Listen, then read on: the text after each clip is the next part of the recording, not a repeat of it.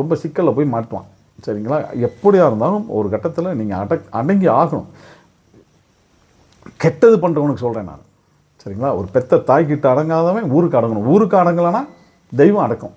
அதோடைய வலி ரொம்ப மோசமான ஒரு வலியை கொடுக்கும். சரிங்களா? நான் அனுபவிச்சுட்டு தான் வந்திருக்கேன். சரிங்களா? ஒரு 3 மாதம் பார்த்தீங்கன்னா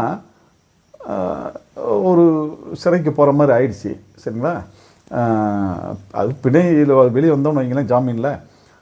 அந்த நீங்கள் பாருங்கள், திடீர்னு நம்ம ரொம்ப நம்ம தாண்டா எல்லாம் அப்படிங்கிற மாதிரி இருந்துக்கும் போது ஒரு கேஸில் நம்ம பார்த்திங்கன்னா ஒரு விசாரணை கைதியாக நம்ம உள்ளே போகிறோம்.